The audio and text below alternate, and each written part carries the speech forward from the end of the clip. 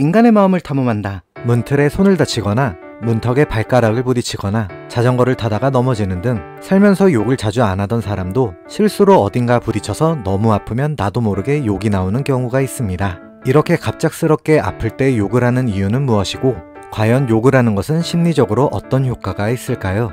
영국 킬 대학의 리처드 스티븐스는 자신의 아내가 출산하는 과정에서 고통에 못 이겨 계속해서 욕을 뱉는 장면을 보게 됩니다. 리처드 스티븐스는 아내가 무사히 아이를 출산한 후 의료진에게 아내를 대신해 사과했는데 의료진들은 이런 일이 매우 흔하다며 괜찮다고 했습니다. 그 모습을 본 리처드 스티븐스는 혹시 욕을 하면 고통이 줄어드는 게 아닐까? 라는 생각을 하게 됐고 결국 이에 관한 연구를 시작하게 됩니다.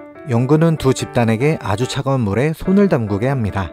그때 한 집단은 욕을 하게 하고 다른 한 집단은 욕을 하지 못하게 합니다. 실험은 차가운 물에 손을 담근 사람들이 얼마나 오래 버틸 수 있는지에 대한 측정과 얼마나 고통을 느끼는지에 대한 측정입니다. 또한 그에 따른 심박수가 어떻게 변하는지를 함께 보았습니다. 실험의 결과는 놀라웠습니다. 고통스러운 순간에 욕을 하면 더 오래 참게 되고 거기다 고통이 감소하는 것입니다. 이것은 일종의 카타르시스를 느끼며 고통이 해소되는 것을 확인한 것입니다. 리처드 스티븐스는 이 실험을 통해 2010년 욕과 고통에 대한 연구로 이그노벨 평화상을 받게 됩니다. 욕을 통해 고통이 해소되는 효과는 남성보다 여성이 더 큰 효과가 있는 것으로 나왔습니다. 일반적으로 여성보다는 남성이 욕을 더 많이 하는데 이는 남성의 욕이 사회적으로 조금 더 용인되기 때문입니다.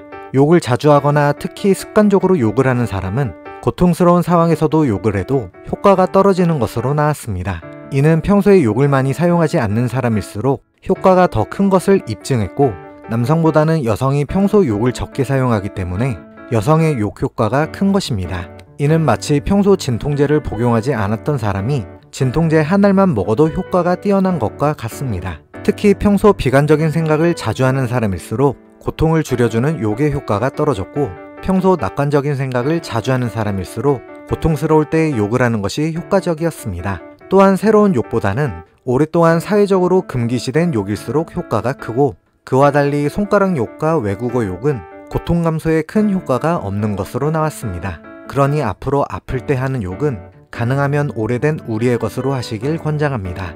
랄라랄라라 랄라오 이런 씨 같은 개 하고 조